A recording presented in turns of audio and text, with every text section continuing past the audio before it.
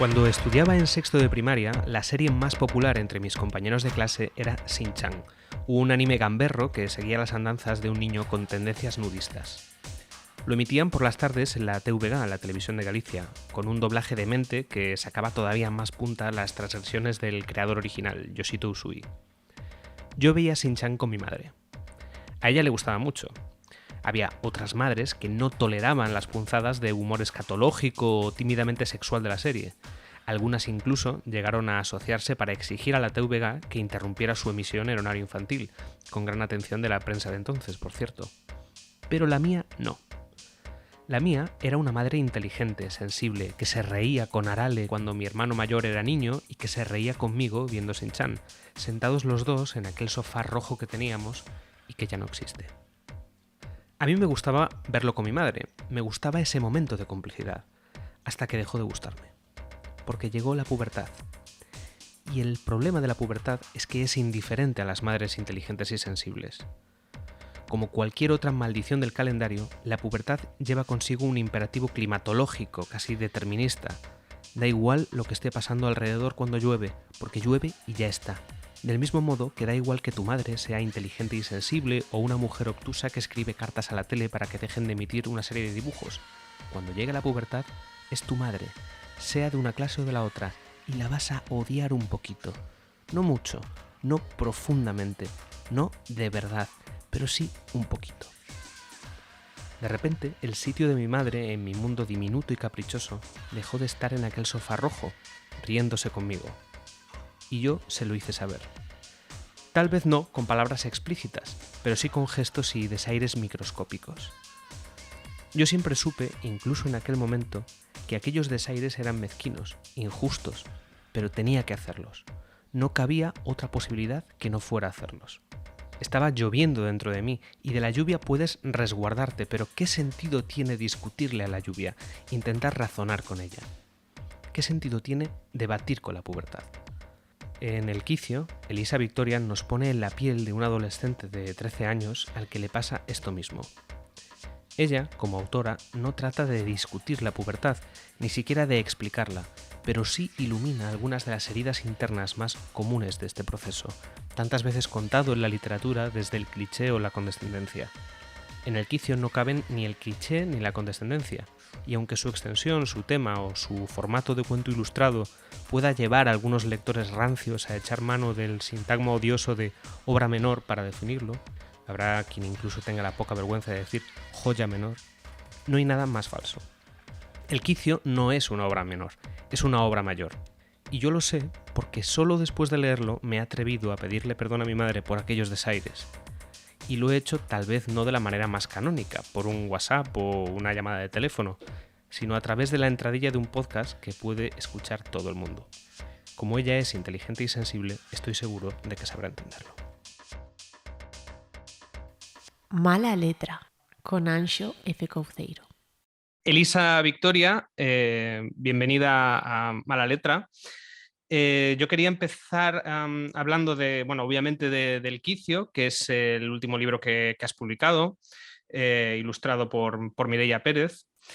Y es un libro en el que retratas de forma muy precisa, valiéndote de muy poquitos elementos, la experiencia de ser un adolescente. La primera pregunta es un poco aburrida a lo mejor, pero creo que puede valer para empezar con esta conversación, que es después de haber entrado en la infancia y sus claroscuros en Voz de Vieja y de retratar esa primera adultez también con todas sus extrañezas en el Evangelio, ¿por qué con El quicio decides ir a la adolescencia? Bueno, igual no tenía sentido cronológico, pero bueno, ¿quién dice que hay que escribir de esa forma sucesiva, ¿no? Sobre las etapas de la vida? A mí me parecía interesante ese periodo porque tampoco lo había tratado nunca de manera explícita el momento de la pubertad, que es el tránsito por excelencia, ¿no? El más complejo y el que tiene un cambio más radical. Y, y me parecía que encajaba bien con el experimento que yo tenía ganas de hacer, que era con el tiempo, con la forma en que el tiempo se dilata en ciertos momentos de la vida. Cuando somos pequeños el tiempo corre de una manera concreta y eso se va alterando con el desarrollo de la percepción, y los 13 años no es el momento en el que más despacio va el tiempo, pero sí que es el momento en el que más importan pequeñas cosas, porque se le presta mucha atención a los detalles y eso me beneficiaba mucho a la hora de hacer el experimento con el tiempo, porque yo quería que se desarrollara en una sola tarde y que la lectura se pudiese realizar casi que siguiendo el hilo de los acontecimientos de la historia, que si tú empiezas a leerlo a la hora a la que empieza el relato, acabas a la hora en la que termina el relato. Que no, habrá gente que lo empieza a leer un domingo por la mañana y acabe el mes siguiente y está bien, pero quería que se percibiera así y poder reflejar cómo se dilata el tiempo y cómo se le pueden prestar atención a pequeñas cosas que abren muchos bucles y que desde fuera son un poco incomprensibles. Y, y bueno, la pubertad es un tiempo que no había trabajado tampoco así, porque en Voz de Vieja es una niña que está llegando a la pubertad pero todavía no, y la otra es una joven, pues me interesaba y por todos los aspectos sociales que se desprenden de algo que parece una minucia desde la mirada adulta y me parecía divertido y muy tragicómico, porque... No, esto me viene bien porque la verdad es que preparando la entrevista me he dado cuenta de que me he preparado casi como un cuestionario escolar, es decir, he cogido el libro y lo he dividido como se haría en segundo de la ESO, ¿no? De decir, pues voy a coger el espacio, el tiempo, el narrador, porque son las cosas que más me llaman la atención y que más me parece que pueden tener chicha, porque entiendo que es un relato que parte de decisiones técnicas, desde tu punto de vista, muy meditadas. Y yo quería empezar, luego iremos también con el tiempo, pero quería empezar con el personaje protagonista. Tengo una lectura muy reciente y es posible que se me hayan escapado cosas, pero no hay marcadores de género en la no sé, hay un momento en el que está como mirando también la ropa de su madre y no lo sé, pero no hay elementos que te permitan como lector en principio decir pues es un chico o es una chica. Creo que tampoco no hay nombre, no es un personaje que no tiene nombre. ¿Por qué tomas esta decisión? Es una cosa que ha pasado un poco desapercibida. Creo que se da por hecho que es una voz narradora que pertenece a una chica, y supongo que tiene que ver con que, claro, con que yo soy una autora y con que Mireia también, y que en la portada hay un personaje que tiene el pelo largo, pero que no corresponde al personaje protagonista. Y bueno, yo quería hacer varios experimentos con este relato y pegarme ese lujo. Y la ambigüedad de nuestro idioma siempre me ha atraído mucho. Varias veces, mi primer libro también jugaba con estos truquitos de no revelar nunca el género del lector y ver cómo es recibido. Y mi primer libro, como yo no era nada conocida, al principio empezó como un blog y yo no aparecía como autora, entonces todo el mundo daba por hecho que era un hombre, porque era muy crudo y porque, claro, porque todo el tiempo jugaba con esa ambigüedad, entonces pues se daba por hecho. Ahora, claro, es diferente y todo el mundo da por hecho que soy una chica. Hay una parte de experimento social, por mi parte, antropológico, de ver cómo es recibido, qué cosas se dan por supuestas por parte de quien lo lee, pero también está que cierta exploración de preocupaciones que atraviesan al ser humano independientemente de esa condición. Todas las preocupaciones que la atraviesan, que son muchas, son todas unisex. Algunas están basadas en cosas que me han preocupado a mí, otras asuntos que he observado que preocupaban a chicas o a chicos. Cuando pasé el primer borrador en la editorial, me dijeron curiosamente que parecía todo el tiempo que estaba enfocado a un narrador masculino, porque le preocupaba la estrechez de hombros, que parece un complejo un poco masculino. Y eso en concreto estaba basado completamente en mi experiencia, porque yo no me sentía bien proporcionada en esa edad y como que me parecía que tenía o sea, el típico cuerpo a medio hacer y tenía los hombros finos y se me caían los tirantes, cosas así. Y le quise aplicar eso al personaje, entre otras muchas cosas. Y también hay un momento en que le gusta a una chica, pero no se revela nunca. Y el idioma que manejamos, como es poco inclusivo, como en todos los plurales entra todo el mundo, pues te permite esa ambigüedad. Y hay un montón de, por supuesto, adjetivos neutros, que para mí es un poco hacer un crucigrama, porque tengo que buscar sinónimos sin parar, y si hay un adjetivo que me viene muy bien, pero tiene género, no lo puedo usar, entonces tengo que rebuscar algo, pero que tampoco suene forzado para que cuadre, y eso a mí me resulta entretenido, eso a mí me divierte. Y, y hay una parte de reflexión que se queda abierta sobre cómo funciona nuestro lenguaje, que en concreto el inglés funciona de otra manera, que es mucho más abierto en cuanto a género, y, no he sacado ninguna conclusión, es solo ver qué pasa. Yo pensé que iba a ser más obvio que el personaje no tenía género, y que no tenga nombre, también algo que llama la atención, pero no se han fijado demasiado los lectores. Y creo que tengo una mayoría de lectoras que se han identificado plenamente con esa voz, con esa narración de alguien muy introspectivo que está pasando por un momento crucial. Y aunque yo me fijé en cuestiones masculinas muchas veces, ellas se han reconocido también en esas cosas, igual que me reconocí yo. Y bueno, para mí es curioso escribirlo como una especie de ejercicio de esfuerzo, de hacer un sudoku y ver qué pasa. Y me está llamando mucho la atención que todo sea ese dar por hecho que es una chica.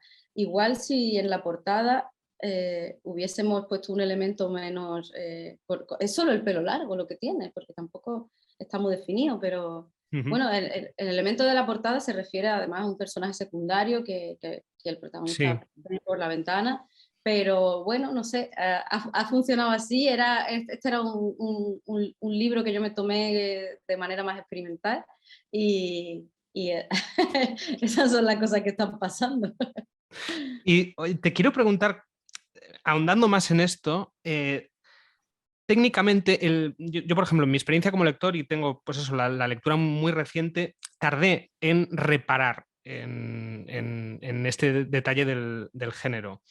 Y en ningún momento tuve la percepción de que el libro fuera un ejercicio literario, un juego literario demasiado meta, ¿no? Que tampoco pasa nada. Es decir, hay novelas que son declaradamente ejercicios literarios que casi pues pueden partir de ese tipo de desafíos pequeños como escritores y como lector los puedes disfrutar igual, pero no se lee como eso. En ningún momento se lee como un juego de taller literario, de vamos a hacer un relato que no tenga... ¿Cómo, ¿Cómo jugaste tú personalmente como escritora a la hora de ir limando esas pequeñas cosas, de tener que renunciar a adjetivos, como decías antes? ¿Cómo fuiste hilvanando el proceso de escritura para que fuera una lectura fluida? Porque tú lo has dado por hecho, o sea, tú has llegado a esa conclusión de que aquí no hay género sin escucharme a mí hablar de ello, o sea, tú por tu cuenta, ¿no? Sí, a la mitad más o menos, no sé en qué momento, pero sí que vas tomando notas, porque yo sí que lo leí pensando ya en hacer la entrevista. Y a la hora de ir tomando notas, llegó un momento, yo creo que antes de que mencionara que le gusta Sheila, creo, no, Sí, sí. sí. Fue antes de eso, pero creo que fue también cuando está hablando de la ropa, del estilo, de lo que decías de la estrechez de hombros, sí que me vino esa duda y me obligó un poco a Ujú. hacer páginas atrás. Eh, pero sí que pues, me sorprendió que no me sorprendió haberme dado cuenta tan tarde, digamos, como lector. Y me sorprendió, supongo que para bien, en el sentido de que no me pareció en ningún momento que fuera un artefacto literario, sino que siempre era una novela que en ese sentido pues también desafía un poco tu imaginación y te estimula más como lector. Entonces te quería preguntar, Sí, sí, técnicamente sí. tú como... Sí, vamos, que me he entendido la pregunta, pero también de repente me he puesto a entrevistarte yo a ti porque creo que es el primer testimonio que me llega de alguien que no supiera ya de entrada cuál era el ejercicio que yo estaba llevando a cabo y que haya llegado a esa conclusión, pues llegando a dudas y diciendo, oye, esto no queda claro nunca, porque es verdad que hay momentos con la ropa, por ejemplo, que no... que te puedes preguntar como, ¿pero lleva bragas? ¿O hay alguna prenda que me pueda indicar esto? Y es curioso que la gente no ha echado en falta ninguno de esos datos, así en general. Y bueno, es verdad que yo no quería que fuese un ejercicio inaccesible. Ya, bueno, no sé si volveré a hacer cosas así más intrincadas, más como tú dices, de taller que busca explorar un terreno desconocido y, no, y está pues abriendo caminos sin pensar mucho en la accesibilidad del lector. Mis dos primeros libros eran un poco así, eran más espesos, más autocomplacientes, un ejercicio más personal y, y me sentía un poco culpable después, con la sensación de que se lo estaba poniendo difícil a la gente y a mí en parte también porque eso hacía que mis libros fuesen más indigestos, menos comerciales, que bueno, no es que yo pretenda hacer algo comercial, pero un poco es necesario para que el negocio funcione. Y desde Voz de Vieja me propuse que esos ejercicios quedaran subterráneos un poco y que el hilo de la lectura fuese fluido siempre. Que mis libros, bueno, podían tener algunos pasajes más espesos o algunas reflexiones más complicadas o momentos turbulentos respecto a temas prohibidos y cosas así, pero que nunca, intentar que nunca se enredara el hilo. Y con este pues me forcé, como te decía antes, en buscar siempre sinónimos que no sonasen forzados, que si yo tenía que buscar un neutro, si se me ocurrían tres neutros, que eran palabras que no se suelen usar o que romperían un poco el pacto de que tenemos una voz narradora de 13 años, que ya es una ficción, porque normalmente alguien con 13 años no es capaz de escribir un texto de esa magnitud, ni maneja toda la sintaxis, eso no es realista, pero sí que si se vuelve pedante, entonces ya el pacto se rompe mucho más, porque yo intento traducir un poco el hilo mental verosímil de una cabeza así. Y si lo vuelvo muy elevado, entonces creo que pierdo el hechizo y intento ahí surfear todas las cuestiones. Supongo que este relato funcionó porque es breve dentro de lo que cabe, es bueno, como una novelita corta, relato largo, un gran novelón así, con tantos pactos, igual se hubiese hecho un poco más, no sé si empalagoso o pesado, porque el experimento del tiempo, el experimento de la género, ya igual eran demasiadas cosas para hacer un novelón así. Y igual entonces se me hubiera visto más fácilmente El plumero, porque en algún momento, pues si llega a ser una novela de 300 páginas, a las 150 la gente dice, oye, ¿aquí qué pasa? esto va muy despacio y hay muchas cosas que no sé de este personaje y que fuese breve era parte también del encantamiento, como, uy, mira, una pequeña magia. ¿Y qué ha pasado? Pues bueno, lo que tú quieras que haya pasado.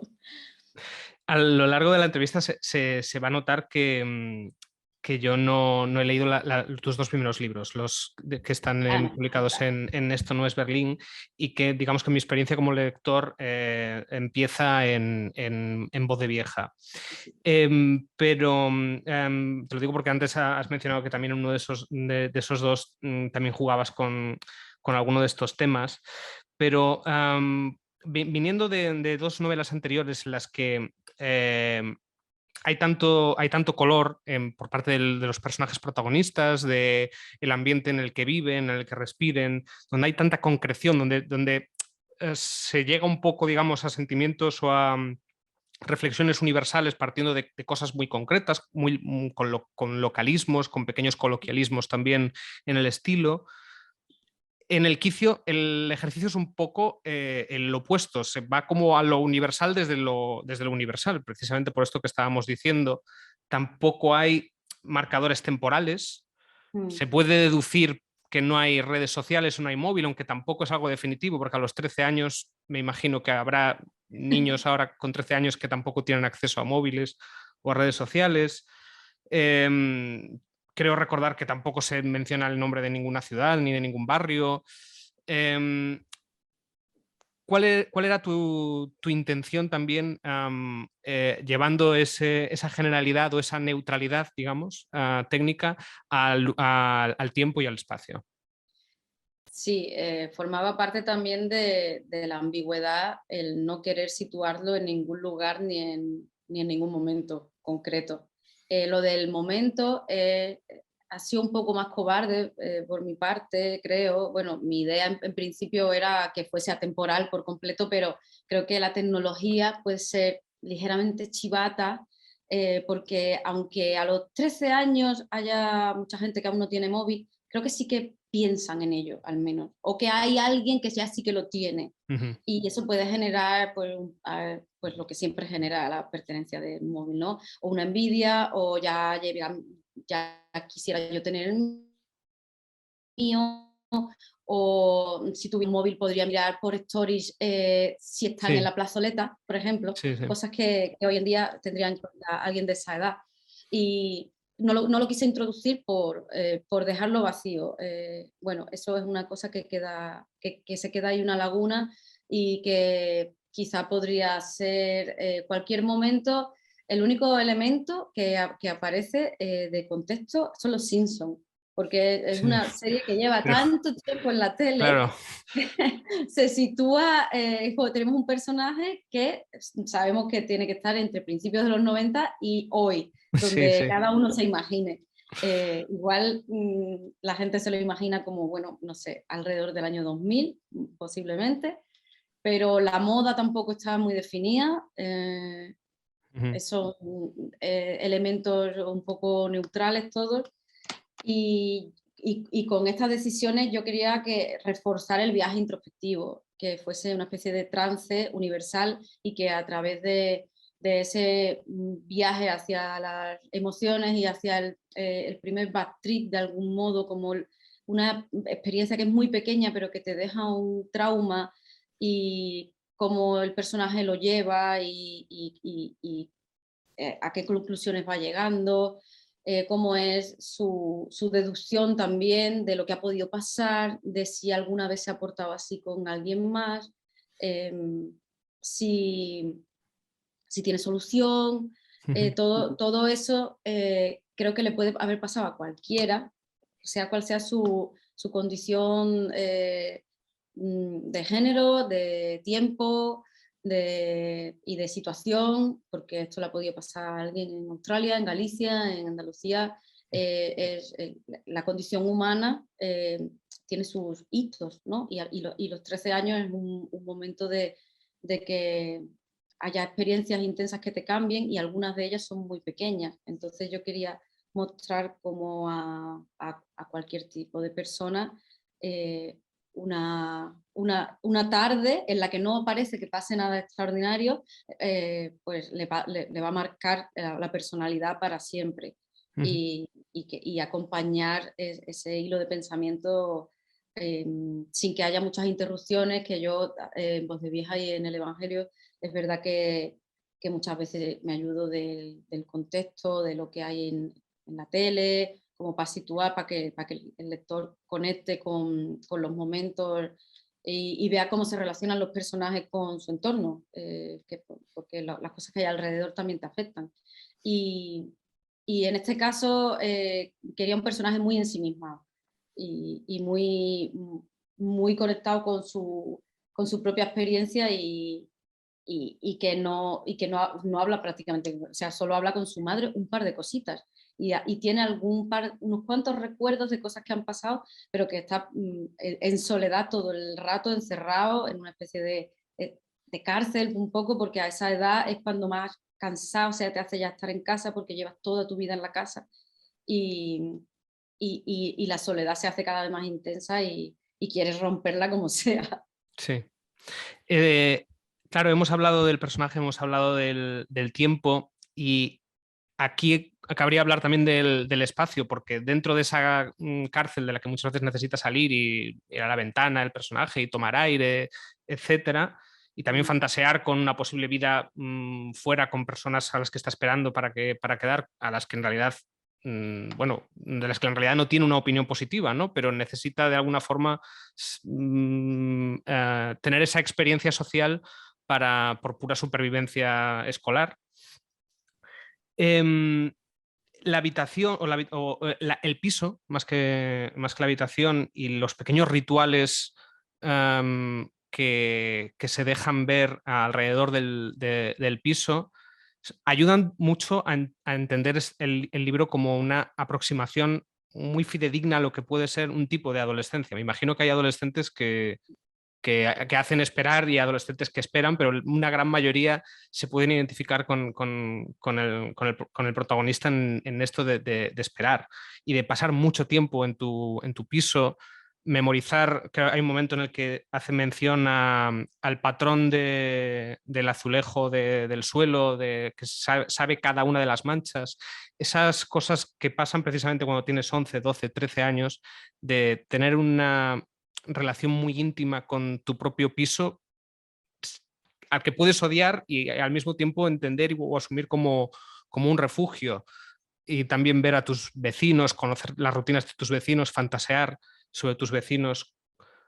¿Cómo trabajas el espacio a la hora, una vez decides que va a transcurrir durante toda una tarde toda la acción? ¿Cómo trabajas el espacio para construir también la propia psicología del personaje?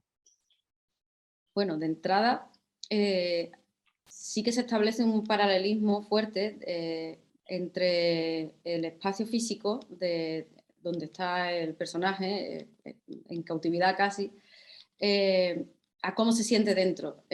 Hay una estrecha relación entre el edificio y el cuerpo, y cómo se asoma constantemente a la ventana viendo a ver qué pasa.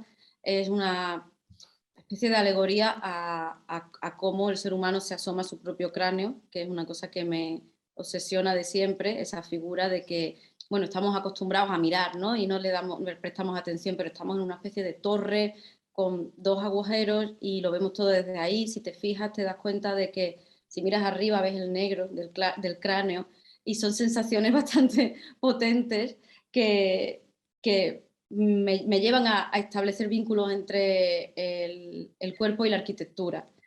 Y que estudie tan a fondo los elementos dentro de la casa con los elementos de dentro de su conciencia, pues hace la experiencia en general más intensa y para mí tenía un sentido de exploración de los dos entornos bueno, de transitar el camino de la nueva carne en general, que siempre es una estética que me interesa mucho. En este caso está bastante velado, no hay nada truculento, no hay ninguna turbulencia en cuanto a ni vísceras, no tenemos ningún edificio con ningún tubo que se asemeja a ninguna arteria, no hay nada tan explícito, pero sí que se está dando por mi parte esa conexión. Y hay cosas que se complementan, como el ejemplo que tú has puesto de fijarte en los dibujos que hace estos típicos suelos de manchitas y hacia qué sitios te lleva eso mentalmente. Y creo que aunque seas del tipo de adolescente que seas, tanto si eres de los que esperan como si eres de los que se hacen esperar, creo que a esa edad como el tiempo ha transcurrido de forma tan lenta y hemos pasado la mayor parte del tiempo en casa, protegidos porque éramos pequeños, porque éramos débiles, la mayoría de los niños se fijan en esos pequeños detalles y los niños en general tienen una relación mucho más intensa con el entorno. Se fijan en los cambios que hay en su calle también. Les llaman la atención esas cosas que bueno, los mayores van como, han visto ya muchos cambios también, entonces se impresionan menos o van con más prisa, pero creo que es bastante universal la experiencia de fijarse en qué formas te puede brindar el gotelé, porque todo el mundo se acuesta durante muchos años casi siempre en la misma cama y las pequeñas texturas que pueda tener la pared, al final todo el mundo, sea como sea, se queda un rato mirándola todos los días y a base de repetición eso abre ciertos portales y te imaginas pues que eso tiene una forma de tal y lo relacionas con haberlo visto durante mucho tiempo, entonces te acuerdas de cómo eras la primera vez que encontraste esa forma y bueno, creo que esas son experiencias universales que en el libro está también buscada toda esta ambigüedad y de manera que se potencie lo particular y que sea una cosa muy pequeña y mi intención es que pueda acoger a la experiencia del ser humano, sea como sea, y llegar a lo universal desde lo pequeño. Por otro lado, la forma en que se trabaja el espacio, creo que siempre hago lo mismo, desde Voz de Vieja, que no pasa nada porque no hayas leído los otros libros, que esos son mucho más minoritarios, tuvieron muy poca repercusión. Pero desde Voz de Vieja siempre hago unos esquemas de cómo es cada casa y me imagino los tránsitos del personaje. En este caso pues se repite muchísimo los paseos pues, de un lado a otro y bueno, me imagino cuánto tarda también en recorrerlo para que cada transcurso dé lugar a unos minutos de pensamiento y que sea más o menos realista como pasa.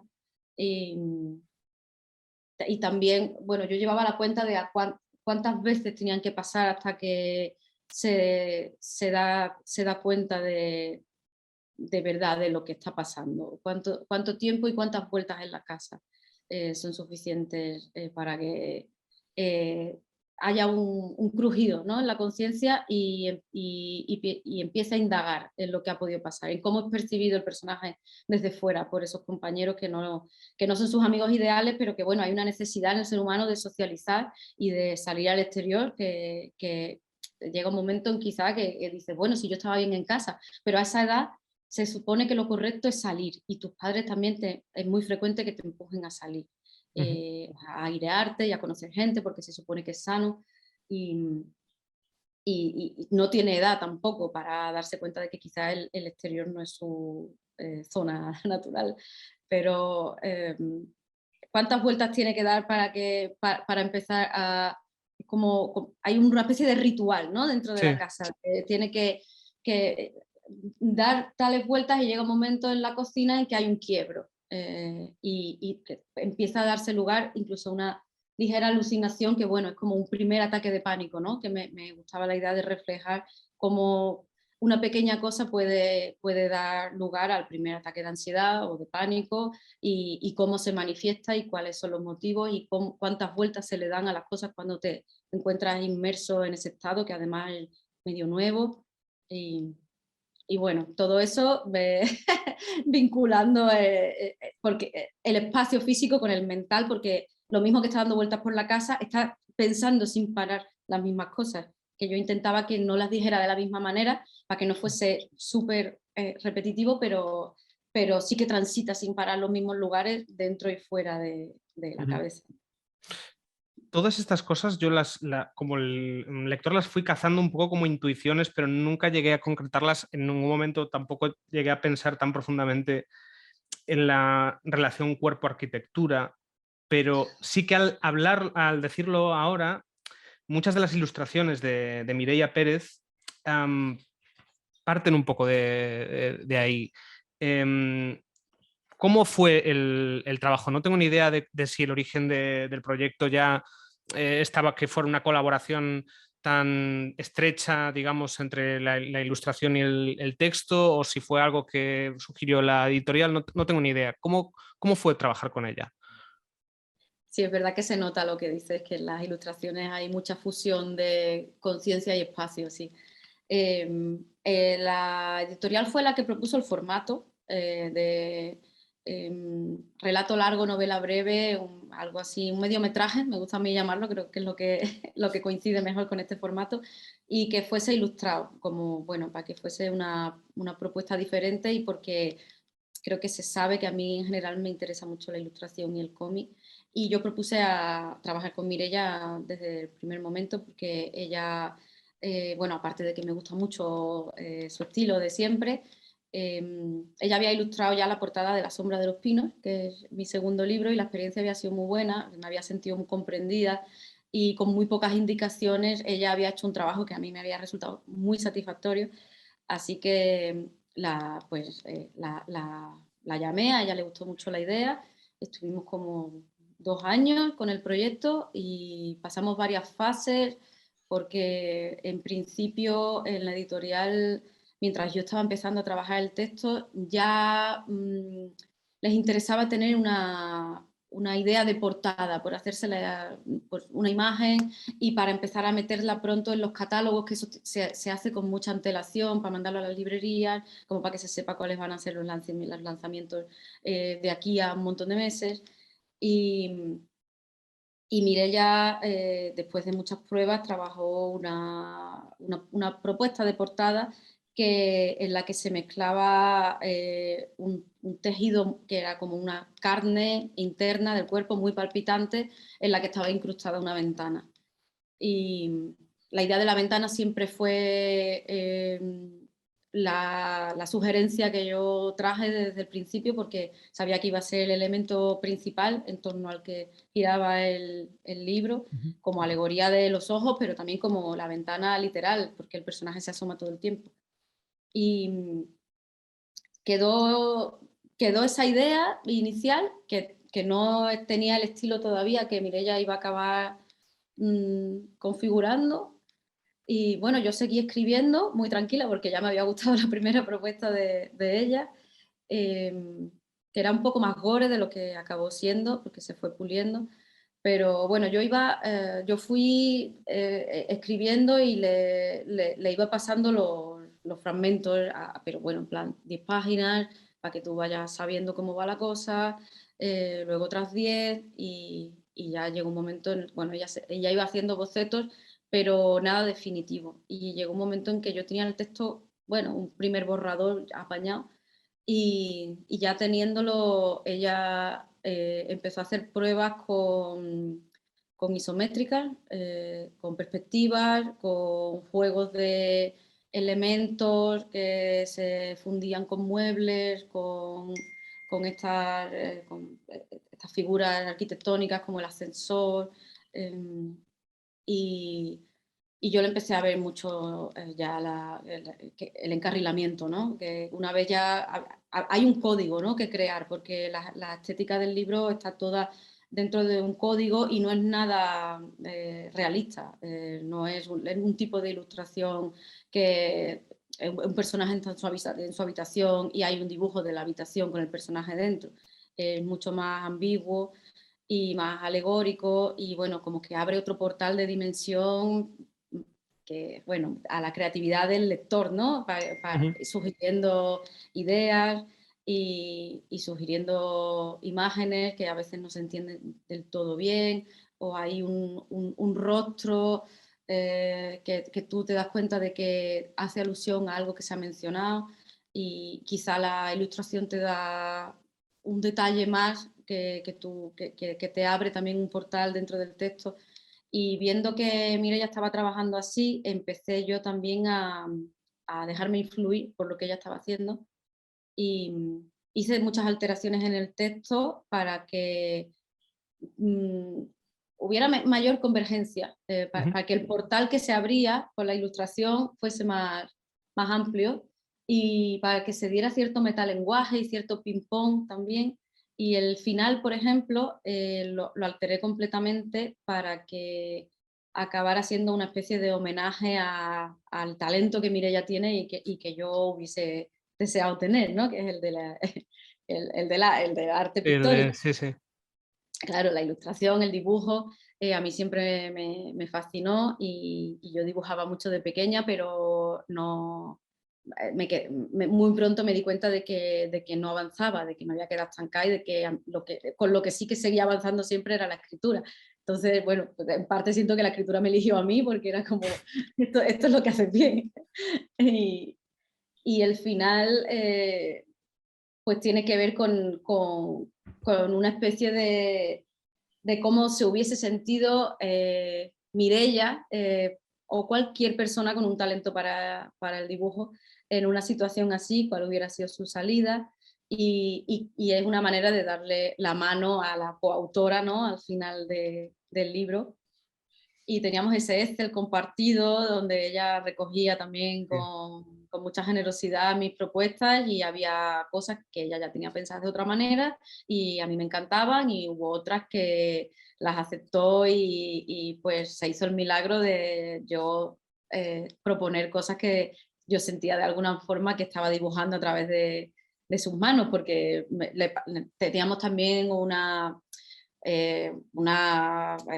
pues un intercambio de referencias que ya sabemos que a Mireia y a mí somos colegas de hace años y nos gustan los mismos cómics y nos gusta un arte muy similar, entonces ya teníamos referencias compartidas, pero bueno, pues ella estaba muy abierta a que yo le dijera, mira, por ejemplo, la página en la que están los juguetes, pues yo soy una gran fetichista del juguete, entonces le pasé unos cuantos ejemplos de que me parecía buena idea hacer una ruptura de estilo en ese momento porque se estaba representando una dimensión perdida por el personaje que está debajo de la cama y le di varias referencias de juguetes que a mí me fascinan y ella lo adaptó, hizo una mezcla ahí de su estilo y de los juguetes que yo le proponía y para mí era una satisfacción enorme y sacarme una espina muy grande porque siempre fantaseé con el libro ilustrado y con el cómic, siempre me implico mucho también con los diseños de mis libros, los libros que son novelas, puro texto, pero me interesa mucho también que la editorial me haga espacio a la hora de llevar a cabo el desarrollo del diseño y que no me lo enseñen en plan, esta es tu portada, sino que de entrada, ¿qué te imaginas? Y yo hablo con los diseñadores mientras, y como soy bastante controladora también, y con Mireia eso ha sido estupendo porque ella es muy buena trabajando en equipo y compenetraba muy bien mis sugerencias con no perder ella su propio estilo.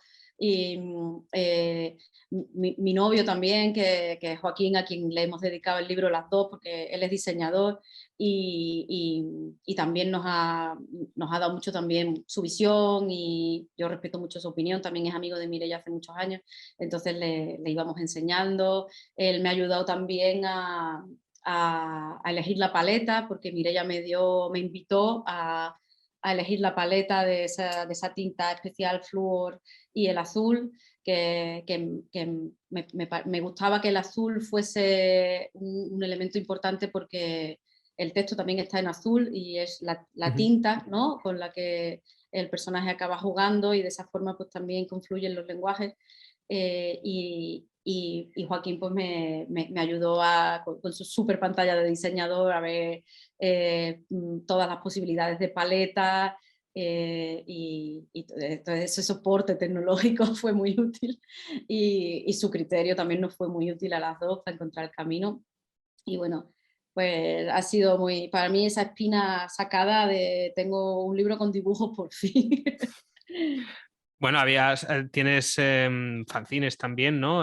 Y uno, no lo he leído, pero que está también Pepa Prieto, Ah, sí. pero digo que para quien esté interesado en ahondar más en esa faceta, pues se pueden encontrar cosas también de Elisa Victoria Sí, esto es entreveradas con el una cómic y... Sí, eso es una chuchería increíble, la colaboración que hicimos en un fanzine muy, muy lujoso Pepa Prieto eran Ana Galván también y María Ramos, que son 3 de mis ilustradoras preferidas del mundo. Y esto era un proyecto de María Ramos, que es muy aficionada también a la estética del juguete de Feber y de la muñeca Chabel, que todo el mundo sabe que yo las colecciono. Me invitaron a mí y para mí era un sueño porque yo ya sabía que el proyecto estaba en marcha, entonces estaba en mi casa como viendo sus bocetos y diciendo, Dios mío, esto me lo voy a comprar, pero pues, ojalá me inviten. Y cuando nos conocimos, pues supieron que yo era muy aficionada y que yo de hecho tenía un universo Chabel. Bueno, mi colección es limitada, ¿no? Pero bueno, no está nada mal. Y claro, pues eso sí, es un sueño, pero es una colaboración mucho más humilde, ¿no? Ahí yo colaboro con unos cuantos textos, pero el protagonismo es totalmente de ellas, porque son también tintas especiales, risografía y cómic e ilustración, ¡buah!, de lo mejor.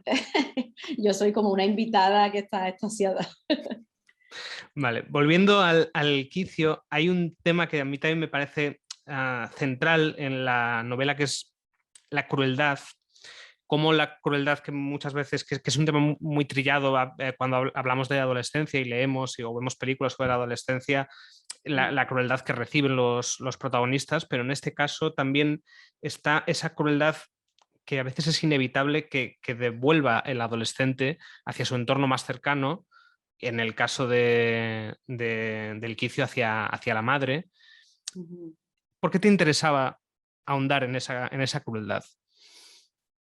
Bueno, creo que a los 13 años, a no ser que el personaje no tenga familia, si es un personaje con familia, se da un momento de ruptura, que no sé si es una cosa natural, como cuando los cachorros tienen ganas de explorar y alejarse, pero es frecuente que, no sé si sencillamente por cansancio de llevar tanto tiempo con las mismas personas, ya te aburres y de tanto observarlas, cuando miras mucho una cosa empiezas a fijarte en los fallos y tienes ganas de ver cosas nuevas, pero creo que se suele dar una mezcla entre crueldad porque es un personaje que está sufriendo crueldad por parte del exterior, ¿no? Porque está siendo marginado, pero está marginando también de alguna forma a su madre. Y creo que se da una mezcla entre esa crueldad y una especie de pena, porque se da un sentimiento muy complejo, porque tú sientes afecto todavía por esa persona, pero no puedes evitar haberle cogido algo de manía y tener ganas de ver otras cosas. Y muchas veces los padres, yo aquí también he querido reflejar cómo se perciben los adultos a veces desde ese punto de vista. Cómo también muchas veces la madre es simpática y yo soy capaz de darme cuenta de que la madre está siendo graciosa y de que lo que le está diciendo no tiene nada de malo, pero en ese momento la gente que está en la pubertad está obsesionado con cierta concreción, como que hay y con encajar en la normalidad. Las palabras que se escogen, por ejemplo, si la madre dice lugar en vez de decir sitio, se produce una irritación terrible y es poquísimo, pero me interesaba mucho representar cómo esas pequeñas cosas les irritan tan profundamente y cómo la infantilización a esa edad es tan molesta, que luego llega un momento en que tú te hartas, tú ya cuando creces incluso echas de menos que te traten con esa ternura y te acuerdas de ese tiempo como pensando, menuda amargura, ¿no?, que tenía yo en ese momento y que cómo castigué. Luego hay padres que se lo merecen porque son mala gente, ¿no? Obviamente. Sí. Pero yo he querido aquí dibujar una madre que no es mala gente, que no tiene mala intención y que aún así es odiada. Que es una situación dolorosa y se da también, yo creo que es muy a menudo la reflexión en los propios chavales de darse cuenta de que están siendo un poco injustos, pero no pueden evitarlo. Como una respuesta muy visceral, también porque en esos momentos las emociones están muy descarnadas y son un poco incontrolables y contestas fuera de tono por una cosa que es pequeña y luego piensas, ay, ¿por qué he sido así? Esas situaciones que tienen tantas capas de cariño y de frustración y de rechazo me interesan porque son conflictivas y porque forman parte del tránsito y cómo se desarrolla el ser humano en esos momentos de transición me atrae mucho. Hay otro tema que a mí me parece crucial en el libro que es la sutileza con la que afrontas algo que muchas veces también puede ser un tópico, hablando de adolescencia, que son las primeras veces. En el libro no hay primeras veces sexuales, hay fantasías relativas a primer beso y no es que no se toque el tema romántico, pero está ahí. Pero hay se abre con una primera vez que es la primera vez de las llaves. Todos los seres humanos que estamos, digamos, civilizados, en algún momento hemos pasado por ahí, hemos salido a la calle por primera vez con unas llaves propias. Sin embargo, es la primera vez que yo recuerde que he leído sobre ese rito de paso hacia la adultez que tiene una carga de significado muy, muy importante. ¿Cómo llegas a darte cuenta de que eso es también un tema literario crucial para entrar en el tema? Bueno, me parecía muy simbólico que el personaje empiece entrando en casa y reflexionando sobre la tenencia o no de llaves y todo lo que conlleva, porque creo que introduce muy bien su psicología, porque está dándole vueltas a todo lo que está pasando últimamente. Y es verdad, no, seguramente se ha representado alguna vez, yo tampoco lo he visto, pero bueno, pensé que era algo que todo el mundo iba a recordar, pero que igual tenía un poco olvidado. A mí me pasó también, pensando en qué cosas te están pasando importantes en esos momentos. Quería que fuese pues, como el libro entero, algo pequeño pero muy importante. Y recordé el momento de esa competición de yo ya tengo llaves, yo todavía no, que se puede parecer un poco a yo tengo móvil, yo no, es un poco ser dueño de algo, de una realidad. O sea, yo entro y salgo de casa cuando quiero, a mí me dan permiso, yo no tengo que llamar al timbre porque la casa, pues yo soy un miembro lícito ya, no soy un cachorro que hay que llevar con correa. Y bueno, es un decir, ¿eh? Lo de la correa, es como que ya te han dado la libertad de que tú entres y salgas cuando quieras. Y implica también que si no hay nadie en casa, pues tú tienes ese poder, no estás siempre ya supeditado a lo demás. Y, y como el espacio iba a ser tan importante, pues la introducción en la casa, que ya va a ser el único escenario, pues me parecía oportuno y creo que iba a despertar algo de complicidad en cualquier lector, porque creo que lo de las llaves es una experiencia universal. En todo el mundo, casi todo el mundo ha tenido una casa, ¿no?, a la que entrar. Y recuerdo que eso es algo común. También lo veo en la gente joven que hay a mi alrededor, cómo valora sus llaves, cómo les está dando la vuelta en el momento en que tiene las llaves. Yo recuerdo que eso pasara, pero luego lo he visto también de mayor y me he fijado en, muchas veces es un elemento de presumir, que está Sí. forzado. Tú quieres un llavero enorme, además, a esa edad muchas veces, y quieres un llavero que te represente o que tenga el muñeco que te gusta o algo especial que has creado tú y esa, como la carcasa del móvil o que lo que le pones lo que le cuelgas a tu mochila, todas esas cosas te definen mucho. Sí, es Y como la que, primera performance de adultez que puedes llegar a tener. ¿No? claro, Es como mi ya ves. personaje curiosamente lleva un candado, ¿no? Sí, En las llaves, que un poco también simbolizando la introversión y que no le cuesta un poco salir del cascarón ese en el que está.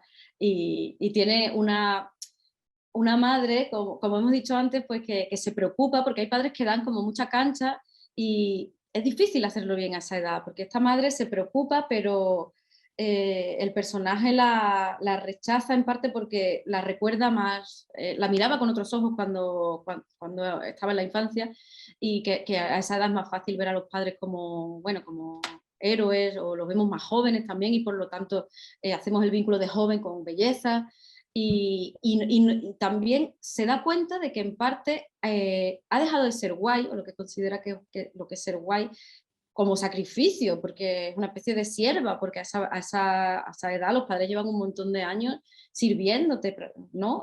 Ujú. Cuidando de ti en muchos aspectos. Y se da cuenta, pero aún así lo rechaza. Es que como me parecía interesante indagar en por qué son desagradecidos, es que es muy frecuente que sean desagradecidos, ¿no? En esos sentimientos que se consideran tan negativos y desde arriba, ¿no?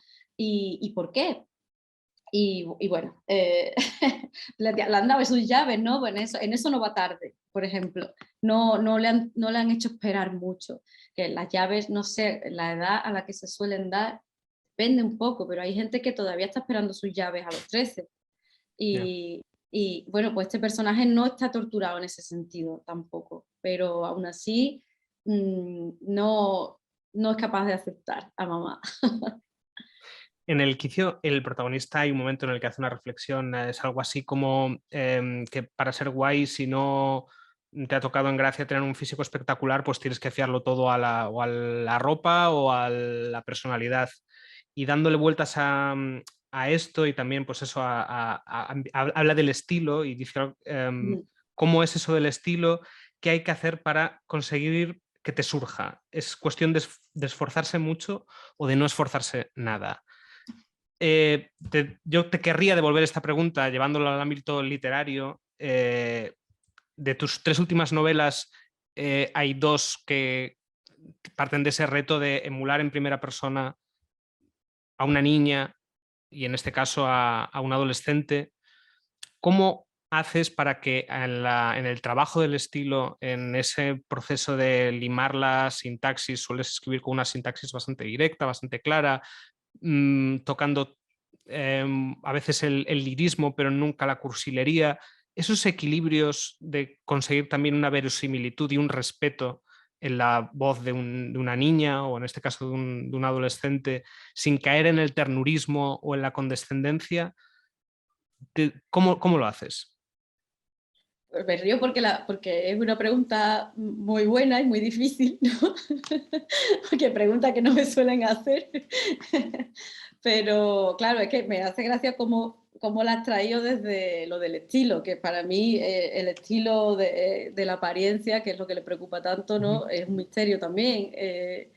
Pero claro, si ya lo llevamos al terreno de la escritura, no sé si sería extrapolable al estilo en cuanto a la actitud y la vestimenta. Bueno, es que ese es realmente es el gran misterio que hay en la literatura, de por qué nos gustan los Claro, escritores que nos gustan, por qué un escritor, eso de hacer fácil hacer fácil lo difícil, porque o lo que aparentemente incluso puede llegar a ser fácil, ¿no? En el caso de escribir como una niña, seguramente no hay nada más difícil que escribir como una niña o escribir como un adolescente, y lo han intentado mucho. Y hay muchas novelas, sobre todo de adolescentes, que, bueno, que están llenas de lugares comunes y de buenas intenciones y también de fracasos. A mí me parece muy complicado y es como la gran, no sé, el gran misterio de cómo escoger las palabras adecuadas para que no detone la bomba cuando no tiene que detonar.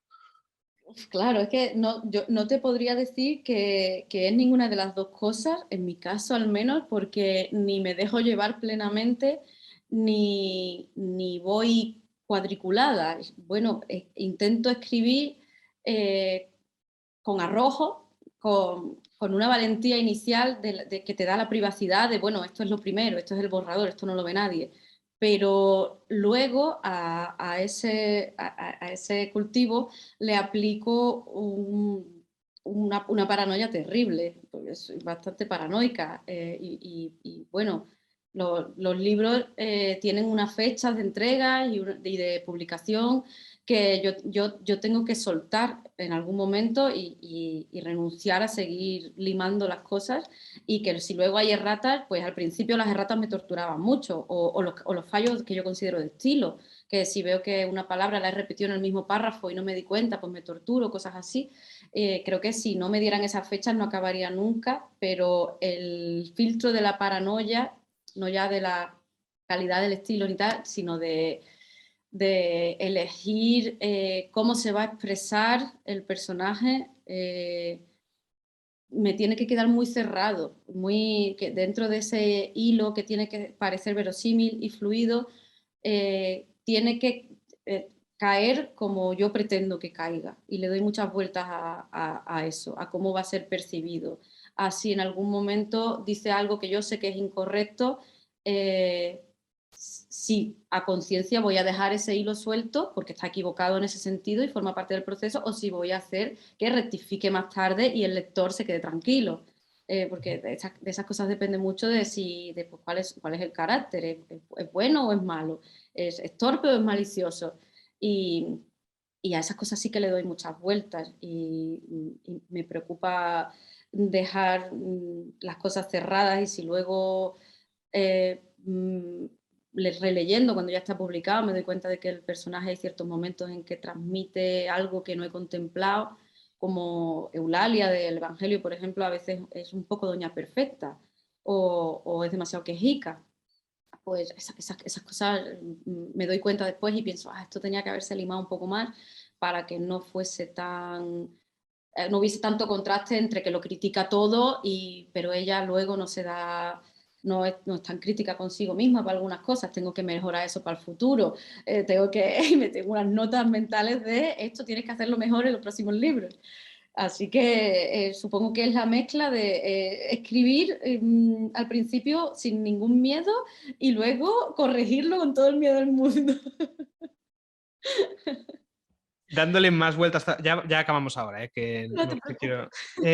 Dándole más vueltas todavía al tema de la identidad, porque el estilo no deja de ser, pues eso, al final también el pasaporte hacia la identidad de un escritor. Y dejando más allá al final de la elección concreta de un determinado léxico, de un determinado ritmo, una musicalidad, hay temas que se repiten en algunos de tus libros. Hablabas antes de la nueva carne como un posible referente, y el hambre, por ejemplo, y la manera, la violencia fisiológica con la que se describe el hambre en El Quicio encuentra también eco en la forma en la que se habla del hambre y la relación con la comida en Voz de Vieja, o cómo las neuras sexuales o los gustos sexuales particulares de Eulalia en el Evangelio ayudan a caracterizar su psicología. También está pues todo el tema de la escatología, que está reflejada de forma muy carismática en Voz de Vieja. Esta violencia fisiológica, digamos, o este protagonismo que tiene la fisiología en tu literatura, ¿dónde nace para ti, o por qué crees que se repite? Bueno, creo que nace en que mi experiencia personal como ser humano corpóreo, la fisiología, el estado del cuerpo siempre ha marcado mucho mi estado mental. Hay gente que es capaz de soltar las riendas de eso y que no le presta atención a si tiene sed, por ejemplo, o que tiene que ponerse una alarma para beber, o que de repente son las 8 de la tarde y dice, uy, no he hecho pipí en todo el día, Dios mío. Eso es inconcebible para mí. Siempre me ha marcado mucho esa manutención, ¿no? Cotidiana de fijarme en qué necesita el cuerpo, y que eso me interrumpa todo el tiempo el pensamiento. Y también nace de la frustración como espectadora o lectora de ficciones, como viendo una película o leyendo un libro.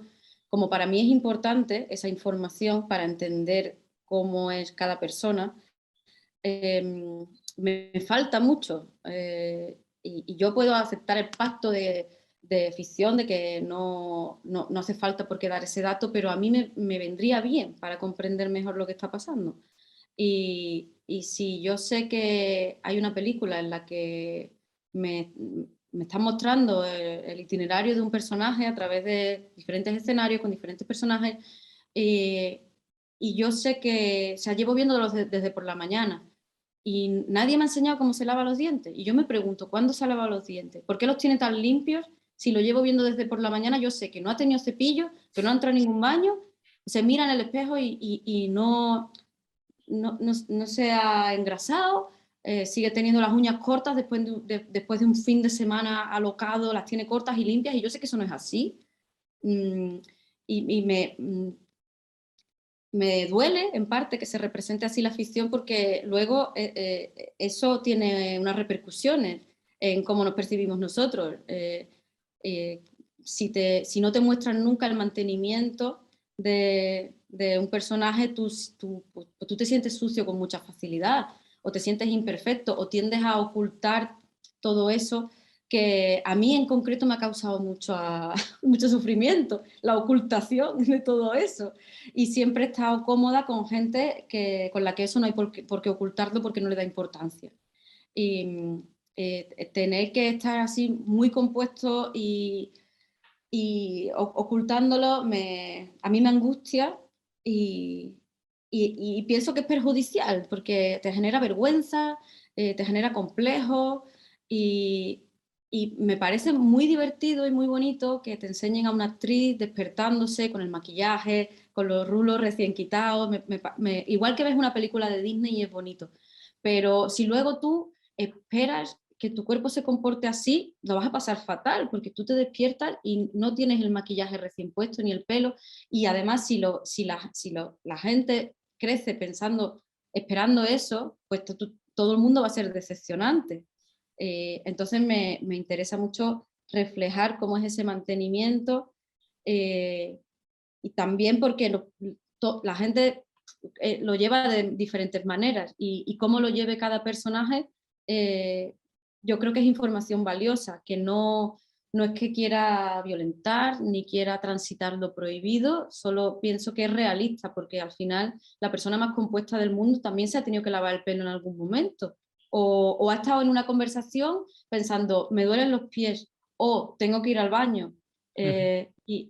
Y eso creo que además hace que la escena sea de una manera o de otra. Si tienes zapatos cómodos o incómodos, tú hablas de una manera o de otra. Y esas sensaciones te interrumpen también el pensamiento, y hay un momento que tú estás hablando y estás siguiendo el hilo y estás pensando, tengo que ir al baño, no sé si tengo cleaners, cosas así que me parecen interesantes y que no hay por qué ocultar, porque todo es igual de importante. Y sí es verdad que a mí luego me interesa en especial toda esa estética corporal, y llevarla al extremo, y jugar con las posibilidades, llegando ya a la fantasía. Quiero decir que me encantan las películas de terror, me encanta Cronenberg y todo lo que hay alrededor, pero no es necesario llegar a ese punto ni de gore, ni de, ni de inventos para que el cuerpo tenga una gran presencia. Y también me parece relevante, si estamos hablando de un personaje que no le da importancia al mantenimiento de las uñas ni del pelo, que llegue un momento en que yo lo sé, porque también lo he visto, en que alguien se fija, porque la gente llega un momento en que dice, uy, tengo que cortarme las uñas. Y a lo mejor no lleva todo el día pensando en ello, pero llega un momento en que lo piensa, y que se refleje cómo lo piensa y cómo lo lleva a cabo, y a lo mejor pues piensas, uy, ahora sé por qué me estaba mirando todo el tiempo las manos Manolito, o algo así. Y pues son factores importantes para mí en la historia. En este caso no he querido transitar cuestiones sexuales, ni tampoco relacionadas con ninguna violencia, y cosas más básicas, como el hambre, o la forma en que interactúa el personaje con la ventana, que empiezan a fundirse de alguna forma, y buscando que fuese para todos los públicos en este caso, porque la corporalidad no tiene por qué, bueno, los tabús no los elijo yo tampoco, pero yo sé que mis otros libros son todos para adultos, o por lo menos para mayores de 16, y este quería que transmitiese ese mismo mensaje, pero sin pasar ninguna frontera de lo prohibido. Vale. Bueno, pues para terminar ya, no sé si nos puedes, bueno, no sé para empezar si estás trabajando ahora en otro libro, y si nos puedes adelantar algo de por dónde puede ir, o en qué editorial va a ir, o por dónde van los tiros. Vale, pues sí que estoy con varias cosas. Y una es un proyecto totalmente enfocado a infantil, que es un mundo que siempre me interesó, ¿no? Y que respeto muchísimo, me parece un tipo de literatura muy, muy elevada y con mucho trabajo, pese a que sea más breve y a que la gente muchas veces la considere de segunda, pero me gustaría transitar ese terreno y estoy en ello. Y también estoy pensando en contenido adulto, trabajando un borrador en el que hay un terror más explícito, que hay veces que yo el terror lo he trabajado un poco, pero hace un flirteo. Y ahora sí que pienso que no tengo que tenerle miedo al terror, de alguna Ahora te forma. metes de verdad. No, había muchas autoras actuales que me han inspirado y que me han dado envidia y me han recordado cuánto me divierte a mí ese género y pues quiero hacer la prueba y no tocarlo tan tímidamente, sino pues introducirme de lleno en el género y lo estoy pasando bastante bien. Yo soy muy fan, así que, bueno, ¿por qué pensar que no tenía yo potestad de entrada para, bueno, ¿por qué no? Y será en Blackie. Vale. ¿Tocas el fantástico en este proyecto o es de terror sin necesidad de adentrarte? Claro, ¿te refieres a si esto es un terror más psicológico o si hay de verdad roturas de realidad, ¿no? Sí, Hay rotura, hay rotura. vale. Bueno, pues Elisa, Victoria, te deseamos mucha suerte tanto con tu adentramiento en la literatura infantil y juvenil como en esa novela de terror. Y nada, pues muchísimas gracias por haber estado aquí y sobre todo también muchas gracias por la paciencia con las preguntas balbuceantes y las constantes interrupciones No. de Zoom que hemos tenido que vivir. Nada, poca cosa. Una entrevista muy bonita, te la agradezco mucho. Has trabajado mucho las preguntas, algunas no sé ni cómo contestarlas. Seguro que dentro de 2 horas pienso, tenía que haber dicho tal, porque eso sí, eso suele ser porque eran preguntas nuevas, que es algo que no pasa mucho. Bueno, pues puedo tomármelo de muchas maneras, pero voy a tomármelo como un halago. Así que... Sí, totalmente, totalmente. De verdad, muchas gracias. Mala letra, con Anxo F. Couceiro.